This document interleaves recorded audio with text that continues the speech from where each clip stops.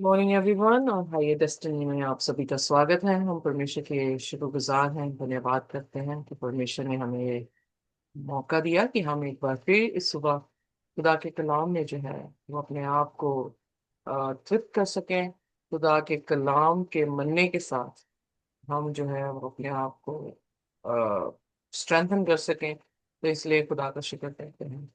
आज जो है हम नव अवस्था उसका 23 अध्याय, उसकी कुछ आयतें जो है जो बाकी रह गई थी उसके बारे में जो है जिक्र करेंगे। 23 अध्याय जो है काफी इंटरेस्टिंग रहा क्योंकि हमने 7 फीस्ट के बारे में यहाँ पर दर्ज किया गया है। उसमें जो है 7 फीस्ट, जो हर एक फीस्ट जो है वो एक सबक के रूप में, परिश्रम ना करने के रूप में जो है वो दी गई है। बट ये सारी फीस्ट जो है वो चौथा हुक्म जो 10 हुक्मों में है, सबत को पवित्र जानकर इसको मानना, वो जो है खुदा ने अलग किया है।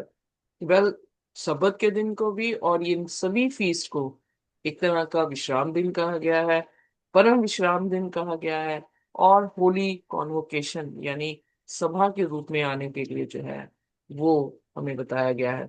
हमने जो है वो देखा कि किस तरह से जो है हर एक फीस जो है वो प्रभु यीशु मसीह को दिखाती है। पहली फीस जो फसह का दिन था, जो कि महीने के पहले दिन उसके 14वें दिन वे मनाते थे, यीशु मसीह की कुर्बानी को जो है वो दिखाता है। फिर उसके बाद हमने अनलीवेंड यानी अखमीरी रोटी के बारे में पढ़ा, और वो फसह थी जो 7 दिन तक रहती थी और सबत से लेकर सबत तक जो है इसे मनाया जाता था। सो प्रभु यीशु मसीह का बदन जो हमारे लिए तोड़ा गया है, उसके बारे में जो है हम देखते हैं कि हमें याद दिलाने के लिए खुदा ने ये पर्व रखा, ताकि हम याद रखें कि हमारी देह भी जो है वो बिना पाप के होनी चाहिए। फिर उसके बाद हमने देखा कि किस तरह से नेक्स्ट जो था फीस्ट, इसी में हम लाइक देख रहे थे कि खुदा ने होम बलि, मेल बलि, अन्न बलि जो है उसका जिक्र किया है। और फिर उसके बाद 10वें महीने, सॉरी, 7वें महीने के 10वें दिन में जो है हम आए थे, जहाँ पर खुदा ने अटोनमेंट का दिन जो है दिया, यानी वो दिन जिसमें हम खुदा के साथ अ, अपने दुखों के लिए, मतलब अपने पापों के लिए दुख जो है वो उसके सामने मनाए और अपने पापों का अंगीकार करते थे। और उस टाइम इन्वेस्टिगेटिव जजमेंट जो है वो की जाती थी, यानी हर दिन जो पाप उन्होंने किए थे उन्होंने माफी मांगी थी। इसका मतलब ये नहीं कि उनके पाप माफ नहीं हुए थे, बट हम ये देखते हैं कि जो 7वें महीने के 10वें दिन में डे ऑफ अटोनमेंट थी, वो डे ऑफ अटोनमेंट जो है एक अलग क्रिया वहां पे की जाती थी। अजलेल या स्केप गोट जो है वो वहां पर उस पर हाथ रखकर सारे पाप जो वेदी के थे उसे साफ किए जाते थे और ट्रांसफर किस पे कर दिए जाते थे, जो अजलेल है। अजलेल जो है वो एक पर्सनैलिटी को दिखा रहा है, और हम जानते हैं कि दो पावर्स हैं, एक गुड और इवल की। पैराबल्स में भी जीसस ने जो है वो सीड, अच्छा और बुरे के बारे में जिक्र किया है। सो हमेशा कॉन्ट्रास्ट जो है हमें देखने को मिला है। अगर प्रभु यीशु मसीह ज्योति है तो शैतान जो है वो अंधकार दिखाया है। यीशु मसीह अगर बचाने वाला है तो शैतान को जो है वो मारने वाला दिखाया, हत्यारा दिखाया। अगर यीशु मसीह जो है वो सत्य है तो शैतान को जो है वो झूठा दिखाया गया है, या उसके काम हमें झूठे जो है वो दिखते हैं। सो इसलिए दो पावर्स हैं, एक जिसने ओरिजिनेट सिन को किया है, दूसरा जो ओरिजिनेट कर रहा है साल्वेशन को। सो इसलिए जो वेदी की क्रिया है वो हमें साल्वेशन का प्लान जो है वो समझाती है कि किस तरह से हमारी मुक्ति जो है वो वाजिब हो सकती है। सो इसलिए आइए हम 22वें वचन से, सिस्टर जी कौन से वचन से? नहीं नहीं सिस्टर जी, 33वां वचन है। 33 वचन से जो है हम पढ़ना शुरू करेंगे। इससे पहले कि हम पढ़े, आइए अपने सिरों को झुकाएंगे और हम प्रार्थना में जाएंगे।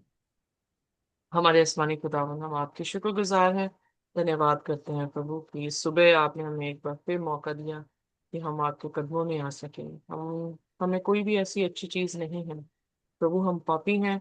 और खुदावन, हम उन लोगों के बीच में रहते हैं जो हर दिन हर समय खुदावन पाप करते हैं, उनकी सोचों में भी पाप है। और खुदावन, हम उनसे अच्छे नहीं हैं। और शुक्र करते हैं कि आपने अपनी ज्योति हम पर चमकाई है। और खुदावन, जैसे वो गडरियों के पास आपके स्वर्गीय दूतों ने ज्योति चमकाई और उन्हें कहा कि तुम्हें एक बच्चा कपड़े में लिपटा हुआ मिलेगा, जाओ और जाकर उसे प्रणाम करो। तो खुदावन, उसी तरह से हम धन्यवाद करते हैं आपकी इस कलाम की रोशनी के कारण, जो हमें रोशनी मिली है और जिसके कारण हम आपके सामने खुदावन अपनी सिजदा को लेकर आते हैं। खुदावन, हम धन्यवाद करते हैं कि आप हमारे अच्छे खुदा हैं और हम आपको जानते हैं और हम आपके बेटे और बेटियां हैं। हमें कबूल करें, हमारे गुनाहों को माफ कर दें। और खुदावन, इस कलाम के जरिए से आज फिर हमसे बातचीत करें। आप बोलें, हम सुने। आप बढ़ें, हम घटें, और आपका नाम मुबारक ठहरे। इस प्रार्थना को हम यीशु के नाम से मांगते हैं। आमीन। आमीन। चाहिए देखिए 33 आयत। फिर यहोवा ने मूसा से कहा, इज़राइलियों से कह कि उसी 7वें महीने के 15वें दिन से 7 दिन तक यहोवा के लिए झोपड़ियों का पर्व रहा करे। पहले दिन पवित्र सभा हो, उसमें परिश्रम का कोई काम न करना। 7 दिन यहोवा के लिए हव्य चढ़ाना, और 8वें दिन तुम्हारे पवित्र सभा हो और यहोवा के लिए हव्य चढ़ाना। वह महासभा का दिन है, और उसमें परिश्रम का कोई काम न करना। तो यहाँ पर हम देखते हैं कि जो बूथ में रहने का एक पर्व था, यानी वो जहां से निकले हैं टेंट, तो रिमेम्बरेंस थी उनके आने वाली जनरेशन के लिए कि वो लोग जो हैं क्या करेंगे। बच्चों को इस तरह से जब करेंगे तो याद दिलाएंगे कि किस तरह से हम जंगलों में टेंट्स में रहते थे, या इब्राहिम टेंट में रहता था पर उसकी नजरें जो है प्रभु यीशु मसीह के ऊपर थी। और इनफैक्ट जब ये लोग टेंट में रह रहे थे तो बीच में क्या था, सेंचुरी थी, खुदा की हजूरी थी। और वो प्रभु यीशु मसीह की दूसरी आमद को दिखाती है, क्योंकि प्रभु यीशु मसीह प्रकाशित वाक्य उसके 21 अध्याय में बोल रहे हैं कि फिर उसने अपना डेरा जो है दोबारा किस पे लगाया, अपने लोगों के बीच में जो है वो लगाया। वो लोग उसके हुए और खुदा जो है वो उनका हुआ। सो जब हम प्रकाशित वाक्य उसका 21 अध्याय पढ़ते हैं, आइए देखते हैं। उसकी पहली आयत से। फिर मैंने नया आकाश और नई पृथ्वी को देखा, क्योंकि पहला आकाश और पहली पृथ्वी जाती रही थी, और समुद्र भी ना रहा। पढ़ते रहे। फिर मैंने पवित्र नगर एक नए यरूशलेम को स्वर्ग पर से परमेश्वर के पास से उतरते देखा, और वह उस दुल्हन के समान थी जो अपने पति के लिए श्रृंगार किए हो। फिर मैंने सिंहासन में से किसी को ऊंचे शब्द से ये कहते सुना कि देख, परमेश्वर का डेरा मनुष्य के बीच में है। वह उनके साथ डेरा करेगा, और वह उनके लोग होंगे, और परमेश्वर आप उनके साथ रहेगा और उनका परमेश्वर होगा। मैम, सो यहाँ पर हम देखते हैं कि परमेश्वर का डेरा, अंग्रेजी में लिखा है टैबरनेकल, खुदा ने अपनी सेंचुरी जो है, यानी अपनी उपस्थिति, अपनी प्रेजेंस जो है लोगों के बीच में जो है वो लगाई है। अगर देखा जाए तो जब जंगल में थे तब खुदा आग के खंभे की तरह जो है रात को, और बादल की तरह जो है वो सुबह इजराइलियों के बीच में, उनके तंबुओं के बीच में जो है वो नजर आ रहा है। और तंबू जो थे वो तीन तीन करके हर दिशा में थे उनके, और बीच में जो है वो सेंचुरी थी। ये जो बूथ का फेस्टिवल है, ये भी फेस्टिवल उनको यही स्मरण कराता था कि खुदा जो है वो अपने लोगों के बीच में रहना पसंद करता है। खुदा अपने लोगों के बीच में जो है वो रहता है। सो हमारे लिए भी जो मुल्क कनान है, उसमें भी हम क्या करने वाले हैं, इसी फसा को जो है वो मनाने वाले हैं, क्योंकि परमेश्वर हमारे बीच में क्या करेगा, डेरा करेगा, और हम परमेश्वर के लोग होंगे और वो हमारा परमेश्वर होगा। तो इसलिए इनफैक्ट जैसे ही हम देखते हैं कि ट्रम्पेट्स के जो फसा थी, ट्रम्पेट का फसा जो थी, ट्रम्पेट जो है जैसे ऑलरेडी हमने सीखा, और इवन लय व्यवस्था उसके 25 अध्याय में भी हम देखते हैं कि जब हम पढ़ेंगे तो वहां पर ट्रम्पेट्स का जो है वो जिक्र आया है कि जब 50 साल पूरे होंगे तो ट्रम्पेट जो है वो बजाना जरूरी है, उसे जुबली करके जो है वो बताया गया है। इसीलिए आप देखेंगे हम अपने बर्थडे या अपनी जुबली एनिवर्सरी जो है वो मनाते हैं। ये शब्द कहाँ से आए हैं कि हमें सेलिब्रेट करने हैं? ये खुदा के वचन से है कि जो 50वां साल जो है वो जुबली का हो। और 50वां दिन हमने पेंटिकॉस्ट का दिन देखा इन्हीं फीस में से, जिसमें हमने फसा का देखा, अखमीरी रोटी देखी है, पेंटिकॉस्ट का फसा देखी है, जिसमें पवित्र आत्मा का आना जो है हमें देखने को मिला है। और फिर उसके बाद हमने ट्रम्पेट्स के बारे में देखा, डे ऑफ अटोनमेंट के बारे में देखा, और अब जो है हम बूथ में रहने वाले, एक मिस हुआ मेरा, बूथ में रहने वाला जो है फसा देख रहे हैं। सो इसको भी जो है वो विश्राम दिन माना गया है। इसीलिए मैंने कहा कि कुलसियों में जो दूसरे अध्याय में 16-17 आयत में पौलुस बात कर रहा है कि कोई भी तुम्हें जज ना करे इन दिनों में और सब्बत के लिए, सब्बत्स यानी सैबत्स, उसने प्लूरल जो है वो सब्बत को कहा, सब्तों के लिए। तो वो किसके बारे में इंडिकेट कर रहा है या किसकी तरफ जो है वो इशारा कर रहा है? वो 10 हुक्मों के चौथे हुक्म पे नहीं, बल्कि वो किस पे कर रहा है? इन फसाओं पे जो है वो कर रहा है कि अगर तुम नहीं मनाते हो, ऑलरेडी जीसस ने फुलफिल कर दिए हैं। क्योंकि जीसस ने एक ही जो है वो, इनफैक्ट बूथ का भी हम देखें तो खुदा ने, प्रभु यीशु मसीह ने क्या कहा, जहां दो या तीन मेरे नाम से इकट्ठे होंगे मैं उनके बीच में हाजिर होऊंगा। सो खुदा जो है हमारे बीच में हाजिर होना चाहता है। सो वो अलग अलग तरीकों से जो है हाजिर हो रहे हैं। सो इसलिए ये फसाएं जो थी, या ये पर्व जो थे, वो खुदा यीशु मसीह की मिनिस्ट्री को दिखाती हैं। प्रभु यीशु मसीह के आने से ये सारे पर्व जो है वो पूरे हुए हैं। और इसलिए आने वाले टाइम में भी प्रभु यीशु मसीह जो है भूत का पर्व जो है वो पूरा करेगा। और ट्रम्पेट, इनफैक्ट हमने प्रकाशित वाक्य जब हम पढ़ रहे थे तो उसके साथ में 8वें 9वें अध्याय की तरफ जब हम गए थे, तो वहां पर हमने 7 ट्रम्पेट्स के बारे में जो है वो देखा है। ट्रम्पेट्स जो कि वॉर को दिखा रही हैं, ट्रम्पेट्स जिसमें वार्निंग हो सकती है, वार्निंग को बताता है, या जंग के लिए जाने के लिए जो है वो सूचना है। सो इसलिए वो चीज भी हमने प्रकाशित वाक्य में देखी है। सो इसलिए खुदा यीशु मसीह एक मैसेज कन्वे कर रहे हैं। परमेश्वर एक हमारे को मैसेज कन्वे कर रहे थे। उनको उस टाइम के लिए मैसेज कन्वे किया गया कि प्रभु यीशु मसीह का आना होगा। हमारे लिए ये मैसेज कन्वे हो रहा है कि यीशु मसीह दोबारा जो है वो आ रहे हैं। सो इसलिए चेंज कुछ नहीं हुआ, सिर्फ इवेंट्स जो हैं वो चेंज हो रहे हैं। कि वो फर्स्ट कमिंग के लिए तैयार हो रहे थे, हम किसके लिए हो रहे हैं?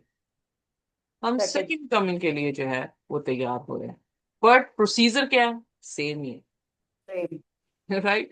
सो कुछ नहीं बदला, सेम ही है। सो यहाँ पर भी उसने यहाँ पे भी 32 आयत में जो है वो इन सांझ में से सांझ से लेकर दूसरी सांझ तक अपना विश्राम दिन माना करना। सो इसलिए बाइबल के अनुसार जब हम उत्पत्ति उसके पहले अध्याय में पढ़ रहे थे, 7 दिन खुदा ने बनाए, तो हमेशा लिखा सांझ हुई और फिर क्या हुआ? सुबह हुआ और अगला दिन हो गया। सो सांझ से लेकर सांझ तक जो है वो क्या है? दिन जो है वो गिना जाता है। सो इसलिए जब हम सबत भी मानते हैं, सैटरडे को वर्शिप करने के लिए, वो दिन सबत का दिन अगर कहलाया जा रहा है, तो वो कब से है? फ्राइडे शाम से लेकर सैटरडे शाम तक। और फिर 33 आयत। 37। यहोवा के नियम पर्व से ही है। 8 मिनट से 33 में पढ़ते हैं।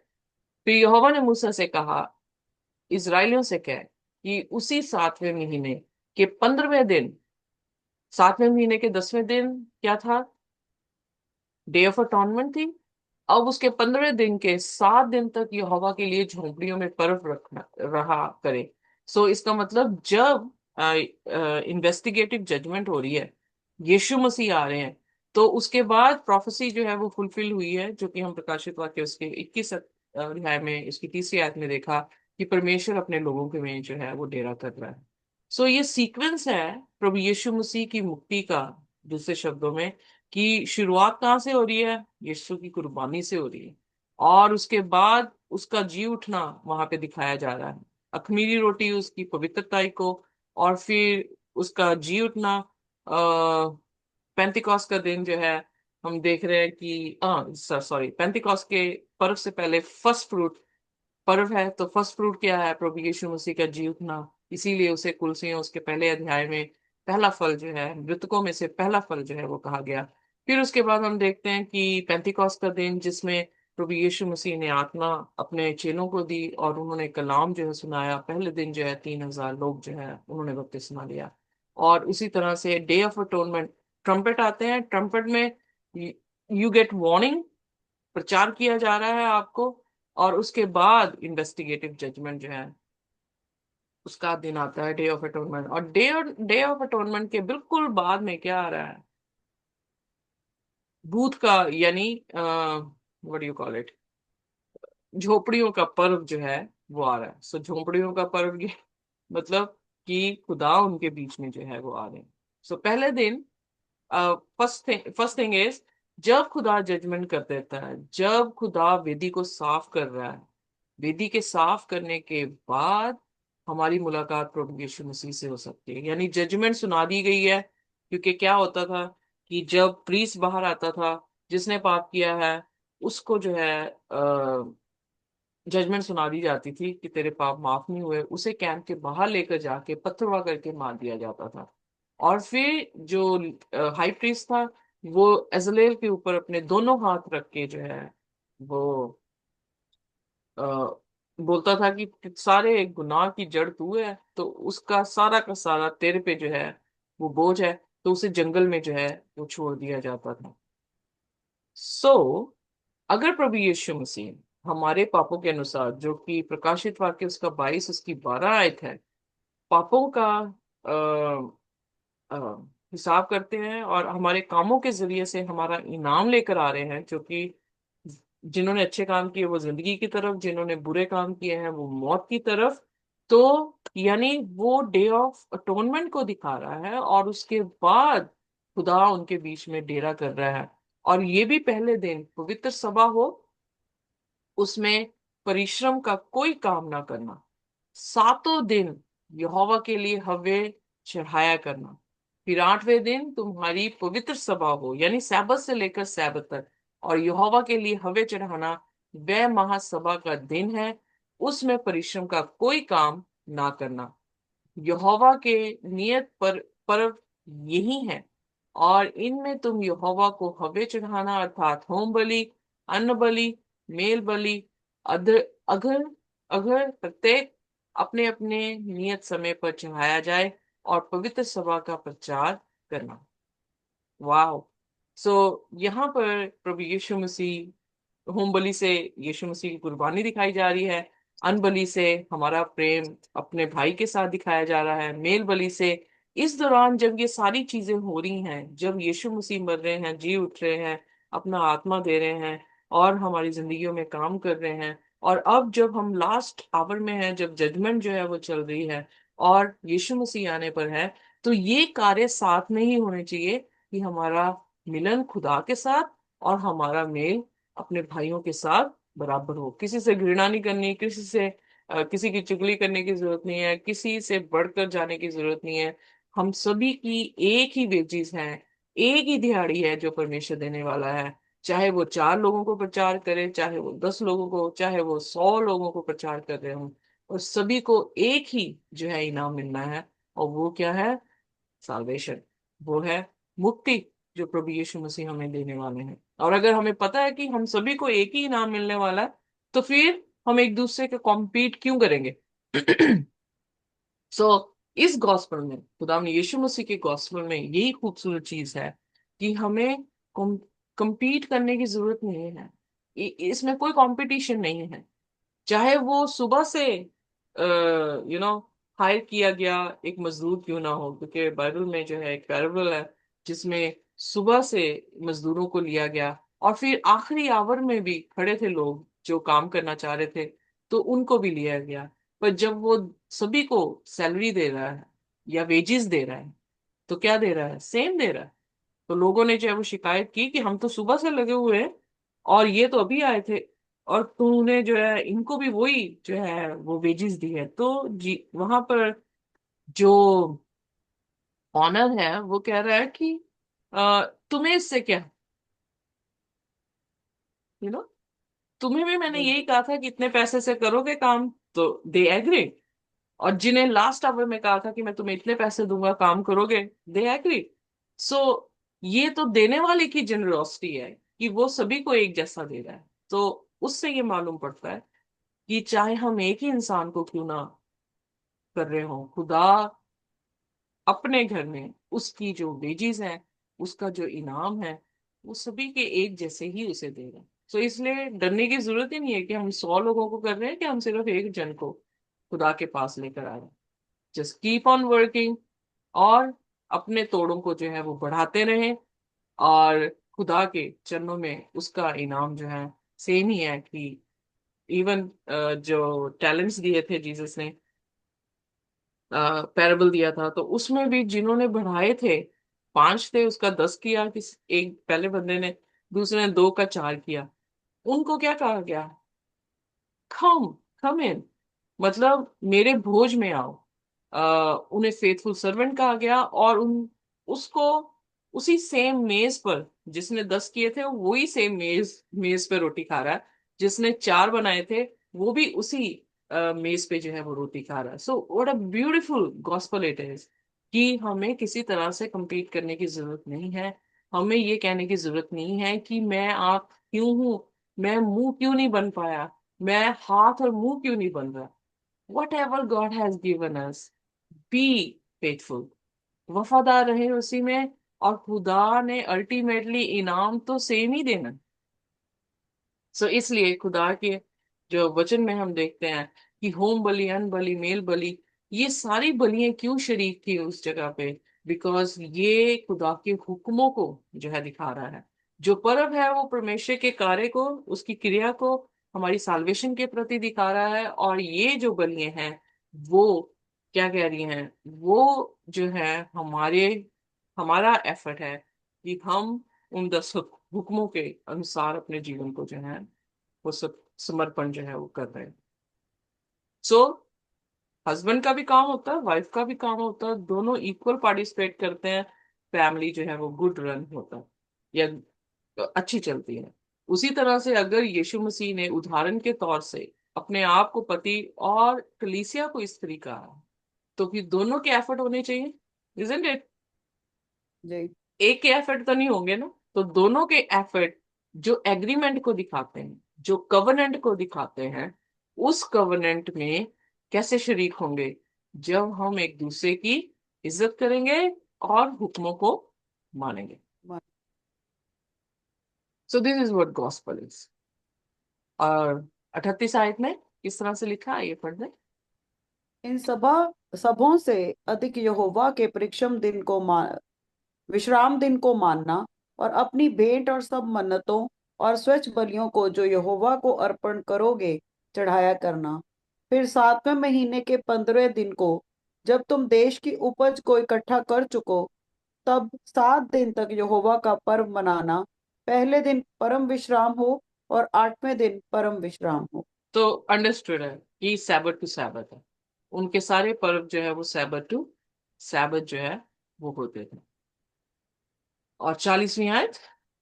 और पहले दिन तुम अच्छे अच्छे वृक्षों की उपज और खजूर के पत्ते और घने वृक्ष की डालियां और नालों में के मंजनू मंजू को लेकर अपने परमेश्वर यहोवा के सामने 7 दिन तक आनंद करना, और प्रतिवर्ष 7 दिन तक यहोवा के लिए पर्व मनाया करना।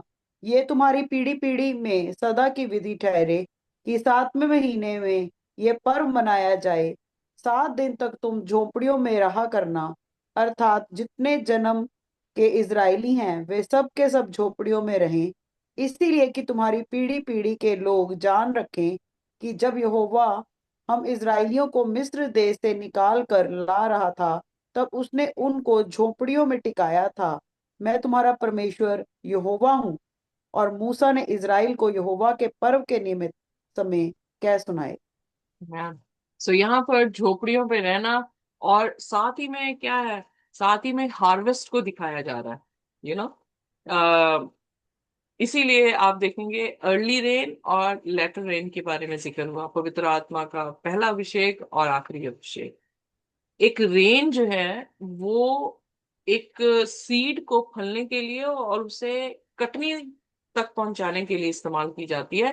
पहली रेन जो आती है वो सीड को,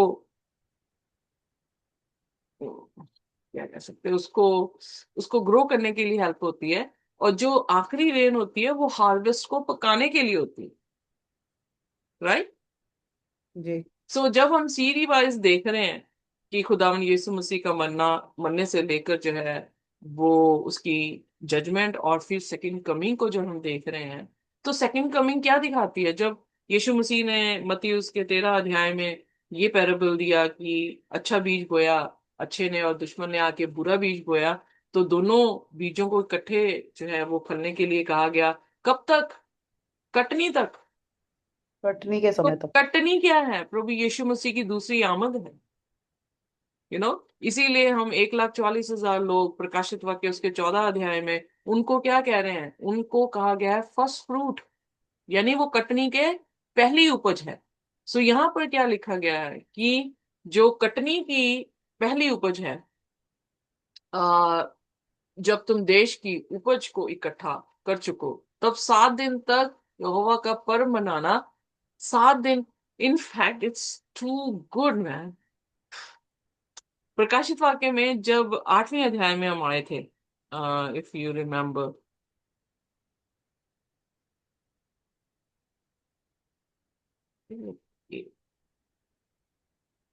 या उसकी पहली आयत में, आइए देखते हैं। कौन प्रकाशित सा? वाक्य उसका 8 और उसकी पहली आयत।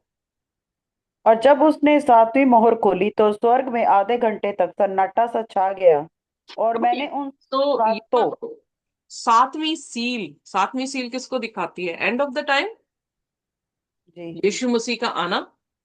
राइट। क्योंकि हमने 7 ट्रम्पेट देखे थे, 7वां ट्रम्पेट जो है वो यीशु मसीह की सेकंड कमिंग है। 7 सील देखे हैं तो वो 7वीं सील जो है वो प्रभु यीशु मसीह की है। सो यहाँ पर जो आधा घंटा का सन्नाटा छाया है, उसे कैलकुलेट करो तो, क्योंकि अ, एक एक दिन 1 साल के बराबर है, तो आधा घंटा 7 दिन के बराबर। वाओ। और 7 डेज यहाँ पर जो फर्स्ट फ्रूट या हार्वेस्ट का जो फ्रूट है उसका पर्व मनाया गया है। सो इसीलिए एग्जैक्टली रेवलेशन 8 में जो सन्नाटे की जिक्र है, यानी जो 7 दिन हम आसमान की बादशाह में पहुंचने के लिए, और खुदा हमें सारी चीजें दिखाता हुआ, वो एक तरह से अपनी उपज को क्या कर रहा है, उसके साथ पर्व जो है वो 7 दिन तक मना रहा है। सो ये विधि कहता, पीढ़ी दर पीढ़ी जो है इसी तरह से जो है वो चलनी चाहिए। उसमें क्या है? खजूर के पत्ते हैं, घने वृक्षों की डालियां हैं। सो डालियां क्या दिखाती हैं? इफ यू रिमेम्बर, यीशु मसीह गधे गधी पे बैठे थे, तो उन्होंने क्या किया? खजूर की डालियों को, लहराया था। एग्जैक्टली बिछाया था। और जब हम प्रकाशित वाक्य 7 अध्याय देख रहे हैं, वहां पर भी खजूर की डालियां जो हैं वो जिक्र आई हैं। वाह। और नालों में से मजनू, मतलब स्रोतों स्रोतों की बात यहाँ पर जो है वो की गई है, यानी पानी के स्रोतों। सो ओ वाह, ब्यूटीफुल। और प्रकाशित वाक्य में जिक्र आ रहा है कि जब हम स्वर्ग की बादशाह में जाएंगे, तो एक सी ऑफ ग्लास है जिसको हम पार करके जाएंगे। सो जी। These symbols are talking about हमारा असेंशन, यानी प्रभु यीशु मसीह के साथ हमारा आसमान की बादशाह में जाना। और वो ½ जो है वो 7 दिनों को दिखा रहा है, यानी ये वो पर्व है जो हम मनाने पर हैं। Amen? मैन। सारी चीजें खुद ब खुद फिक्स हो रही हैं। मुझे आई एम रियली हैप्पी कि खुदा जो है हमें ये चीजें सिखा रहे हैं कि किस तरह से ये पर्व थे, और ये पर्व किसको किसको जो है वो दिखाते थे। और जैसे मैंने कहा कि उनके टाइम के पर्व यीशु मसीह की पहली आमद को दिखा रहे थे, और हमारे टाइम के पर्व यीशु मसीह की दूसरी आमद को जो है वो दिखाएंगे और दिखा रहे हैं।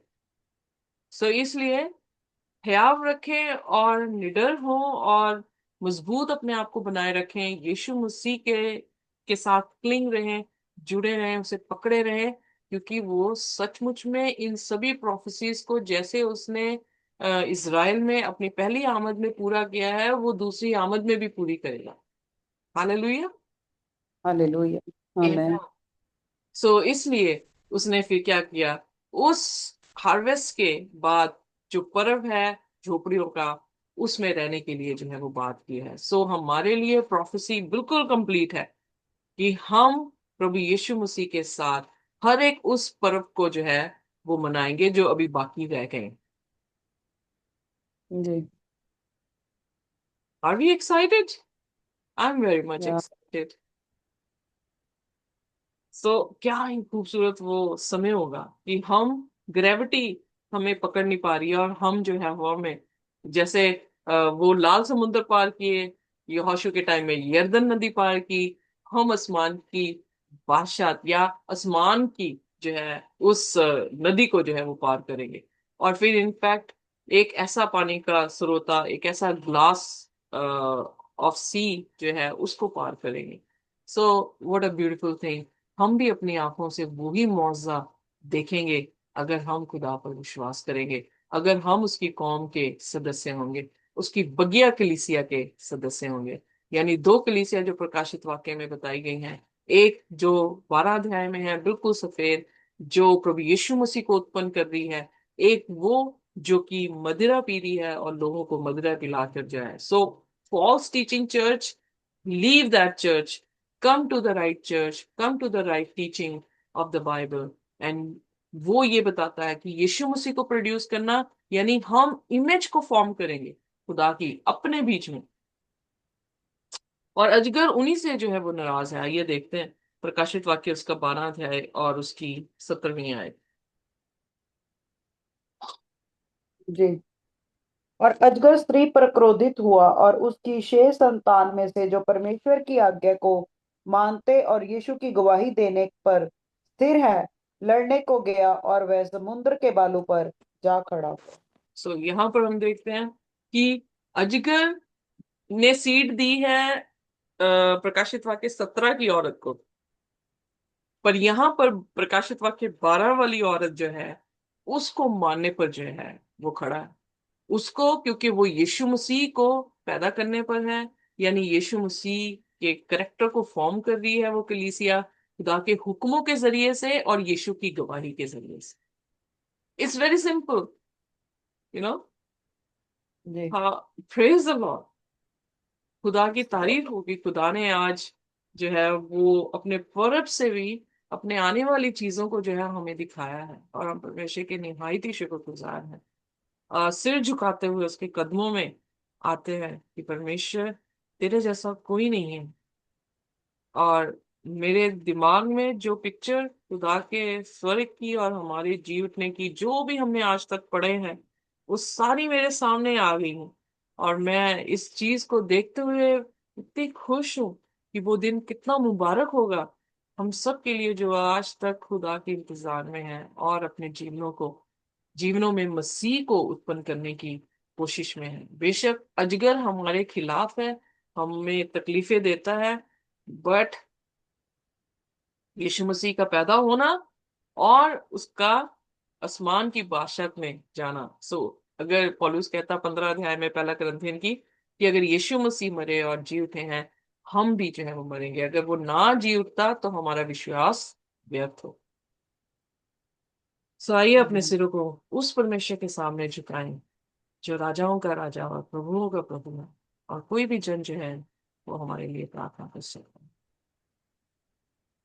आइए हम प्रार्थना में चलें। Hallelujah, hallelujah, hallelujah. धन्यवाद, धन्यवाद, धन्यवाद।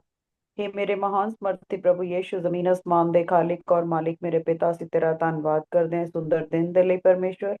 ਪ੍ਰਭੂ ਰੋਜ਼ ਦੇ ਮੰਨੇ ਦੇ ਲਈ ਪਰਮੇਸ਼ਵਰ, ਜੋ ਤੁਸੀਂ ਸਾਨੂੰ ਆਤਮਿਕ ਦਿੰਦੇ ਹੋ ਪਰਮੇਸ਼ਵਰ। ਤੁਹਾਡੇ ਬਚਨ ਕਿਆ ਹੀ ਪਿਆਰੇ ਨੇ ਪਰਮੇਸ਼ਵਰ, ਜੋ ਸਾਨੂੰ ਸਾਡੇ ਰਾਹਾਂ ਦੇ ਲਈ ਪ੍ਰਕਾਸ਼ਨ ਨੇ ਪਿਤਾ। ਪ੍ਰਭੂ ਅਸੀਂ ਤੇਰਾ ਧੰਨਵਾਦ ਕਰਦੇ ਹਾਂ ਉਨ ਗਹਿਰਾਈਆਂ ਦੇ ਵਿੱਚ ਲੈ ਕੇ ਜਾਣ ਦੇ ਲਈ ਜੋ ਤੁਸੀਂ ਆਪਣੀ ਆਤਮਾ ਦੇ ਜ਼ਰੀਏ ਸਾਨੂੰ ਲੈ ਕੇ ਜਾਂਦੇ ਹੋ ਪਰਮੇਸ਼ਵਰ, ਔਰ ਸਾਨੂੰ ਪ੍ਰਕਾਸ਼ਮय ਕਰਦੇ ਹੋ ਪਰਮੇਸ਼ਵਰ। ਅਸੀਂ ਤੁਹਾਡਾ ਧੰਨਵਾਦ ਕਰਦੇ ਹਾਂ ਕਿ ਅਸੀਂ ਆਪਣੇ ਰਸਤਿਆਂ ਨੂੰ ਸਿੱਧਾ ਕਰਦੇ ਜਾਈਏ, ਔਰ ਪਰਮੇਸ਼ਵਰ ਤੇਰੀ ਰਜ਼ਾ ਦੇ ਵਿੱਚ ਪ੍ਰਭੂ ਜੀ ਤੇਰੀ ਆਗਿਆ ਨੂੰ ਮੰਨਦੇ ਹੋਏ ਤੇਰੇ ਸਵਰਗ ਰਾਜ්य ਦੀ ਖੋਜ ਵਿੱਚ ਲੱਗੇ ਰਹੀਏ। ਪਰਮੇਸ਼ਵਰ, ਅਸੀਂ ਤੁਹਾਡਾ ਧੰਨਵਾਦ ਕਰਦੇ ਹਾਂ ਕਿ ਜਦੋਂ ਅਸੀਂ ਤੁਹਾਡੇ ਚਰਨਾਂ 'ਚ ਆਉਂਦੇ ਹਾਂ ਤੇ ਬਰਕਤ ਤੇ ਆਸ਼ੀਸ਼ਾਂ ਨੂੰ ਪਾਉਂਦੇ ਹਾਂ। ਪ੍ਰਭੂ, ਅਸੀਂ ਤੁਹਾਡਾ ਧੰਨਵਾਦ ਕਰਦੇ ਹਾਂ, ਇਹ ਛੋਟੀ ਪ੍ਰਾर्थना ਨੂੰ ਮੰਗਦੇ ਹਾਂ ਪਿਆਰੇ ਬੇਟੇ खुदावंद यीशु मसीह ਦੇ ਸਮਰਥੀ नाम ਦੇ ਵਿੱਚ, आमेन। खुदा की शांति और उसका अनुग्रह हमारे साथ जब तक प्रभु यीशु मसीह ना आ जाए इसी तरह से बने। आमेन।